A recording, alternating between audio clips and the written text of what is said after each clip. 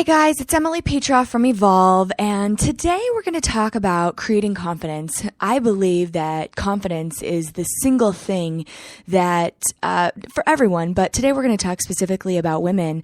It is the single thing that can take you to accomplishing your dreams, or send you in the opposite direction, kind of being that meek, mild, half of yourself that you really don't want to be. And so for me, my own personal story, my own personal journey, when I really began to delve into confidence, it wasn't really about or creating confidence for myself. It wasn't really like I started with that intention. I really just started working on myself. I started having honest conversations with myself, and through some of those experiences, and it was a total transformation. And as a result of that, I wound up creating confidence, and I continue to create confidence in my life every single day. I think it's very much like a new layer that we're uncovering, and getting to a place where we can really do the things that we want to do that normally hold us back. And so today I want to talk about goals and kind of having a strategy for your life, kind of sitting down and taking a inventory, so to speak, on where you're at with your health, physically, where you're at with your health emotionally. Are you having fun? Are you, taking time out to relax? Are you an overachiever? Do you work hard, which is a great thing? And at the same time, I know for me, a lot of my self-worth stuff was wrapped up into work. I would be a workaholic. I would go and just overdo it so that I could prove to myself that I was good enough. So, taking a minute to sit back and relax and have some fun was something that was really challenging for me. How's your environment? Are you happy with your house? Are you happy with, is it cluttered? Is it messy? Is it the way that you want it to be? That's something that can really be transformational in our lives. How are you with money? Where's your financial situation at? And how do you feel about that? Are you doing the thing that you love? Are you working for a paycheck, which I get, we all are, but are you really working for, are you making a difference? Are you doing the thing that you really truly want to do? And, are you being paid for it? How is your spiritual path and your personal growth and development area? Have you worked on that in a while, or do you feel like you could work on that a little bit more? How about your service to others, your contribution? For some people, that might be going to church. For some people, it is volunteering at their, local, mission, or whatever it is for you. How's your service to others, and what does that look like for you? And then finally, how is your relationship? How are your relationships? The relationship with yourself is hugely important, and ultimately that's what, in the creating confidence class that I run, we really work on the relationship with yourself. But how are your relationships outside of you? A lot of times that can be a good way to identify how the relationship with yourself is. If you're really not sure, or you're thinking it's okay, take a look at the relationships around you and how they are. If they're peaceful, chances are you probably have created a lot of confidence for yourself. You have internal peace. If they're maybe not so peaceful, you're in constant turmoil, there's an argument that comes up, there are different things that you maybe don't have healthy boundaries set.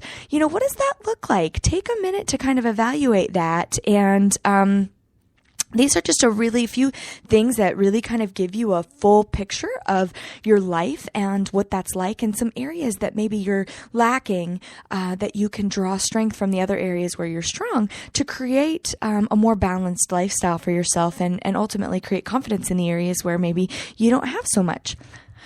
The next thing that we kind of want to move on to is taking a look at, who are the 5 people that you spend your time with? And if you have kiddos, try to keep your kiddos as a one slot, because I know for a lot of women, they spend a lot of their time. I'm a single mom. I spend a lot of time hanging out with my kids. And so when they're here with me, I share their custody with their dad. And so when they're here with me, they would be on my list, some of the folks that I spend my time with. But I don't want to give, if I only have 5 slots and I'm looking at my life, I don't want to give 3 of those 5 slots to my kids. It really doesn't give you a clear picture of where you're at with yourself and your life. So if you can take a look around where you're at work, and if your coworkers, if there's several of them, you have to decide if you feel like each one of them deserves a separate spot, or if you're really spending time with them. Like, for example,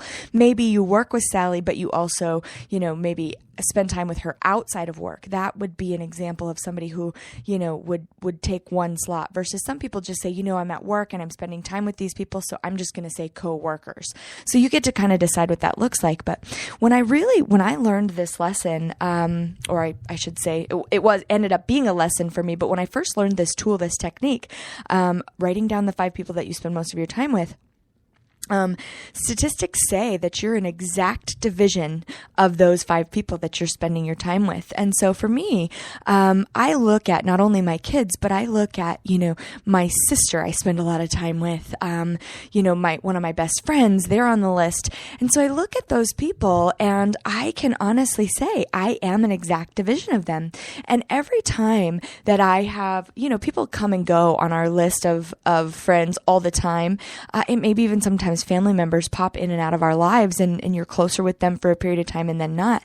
So when you have even one shift where someone that was there consistently goes away and they are replaced by someone else, your life can be transformed just from that one person. And if that one person happens to be a negative person, oh my gosh, that can be a huge, huge shift for you in your life. So thinking about that when I first learned this, like I said, it was transformational for me. I was like, oh my gosh, I love these people and I care about them, but I want more for my life than this. I've got to figure out how I can spend more time with the people that I aspire to be, and kind of elevate myself, and less time with the people that are not maybe adding, or they're not contributing to my life the way that I want them to. They kind of can be energy suckers, that kind of thing. So you kind of can evaluate that. It was a big deal for me when I first learned it. Once you realize that and you kind of recognize that, the next thing to do is to look and say, okay, what are a few things that I could do to change that? So this is where the action piece comes in. Really sit down and think about, okay, if Sally is negative and I want to have less of her influence in my life and I want to, replace that time with something else, what could I do? Or how could I spend a little less time, even if it's just an hour a week? How could I spend an hour less a week with someone that's maybe bringing me down, and more time with someone or something that is going to bring me up and propel me in the direction that I really want to go? So just take a moment and write down a few things that you could do.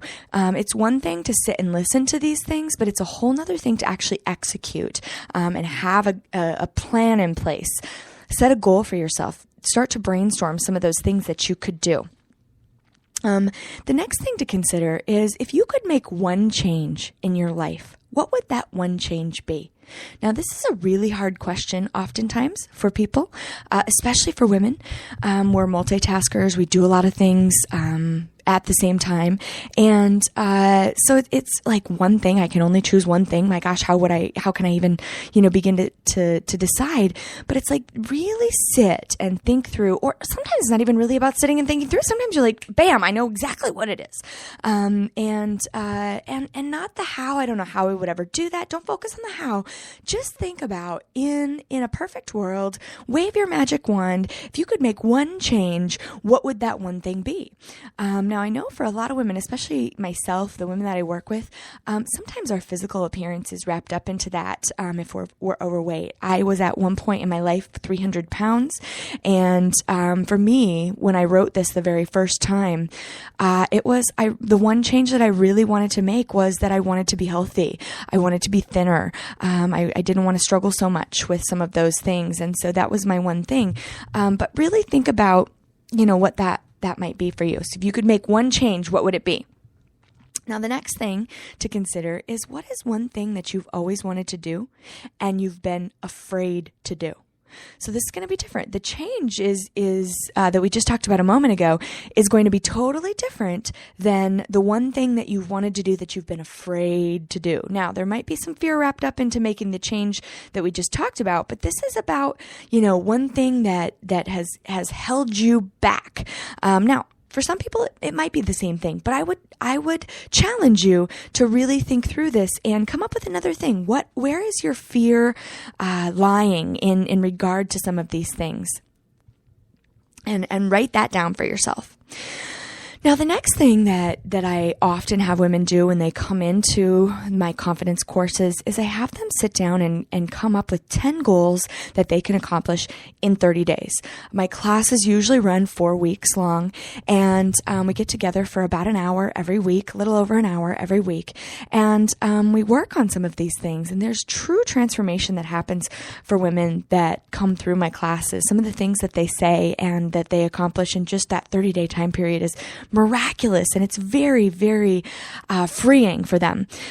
So if you can sit down and write down 10 goals that you could accomplish inside of 30 days. Now, this is a big, big deal for a lot of women.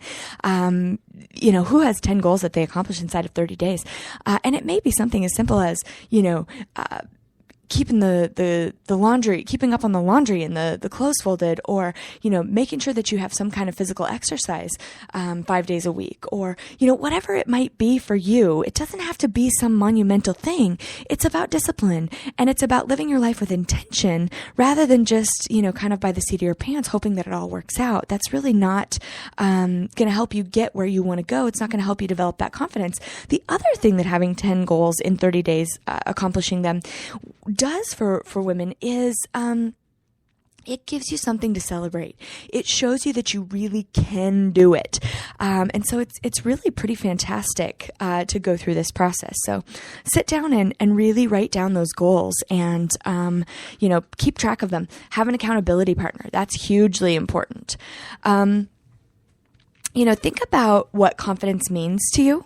Is it about setting boundaries? Is it about saying no? Or saying no to the things that don't serve you and yes to the things that do. Utilizing your strengths with intent. So if you're finding out, what your strengths are, and that's another process that we go through in the class. The language, I hear this a lot. I don't know how to say it. I want to tell my mother-in-law that she can't come by, every single day and hang out for several hours. But I don't know how to tell her that. Or she can't discipline our children.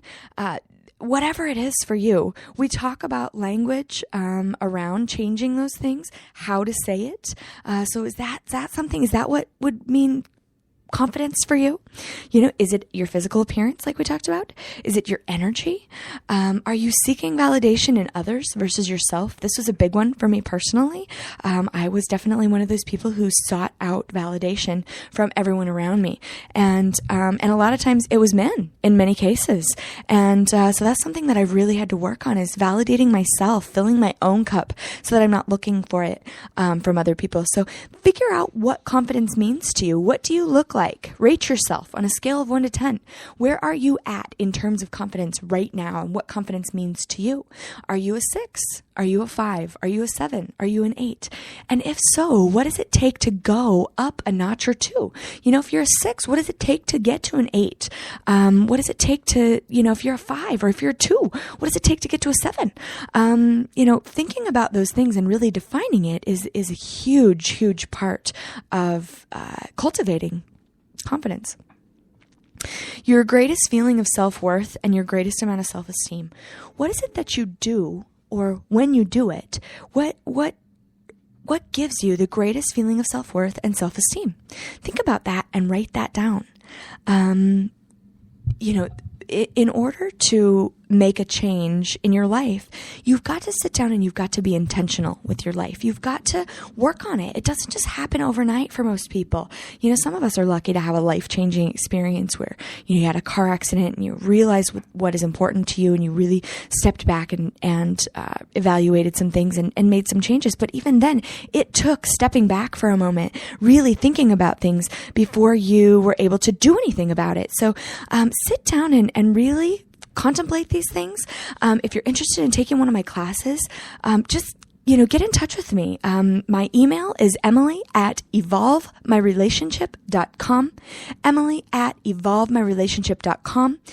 You can check out my website for more courses that I offer, more information on who I am and why I do what I do. Hear a little bit about my own story and my own journey.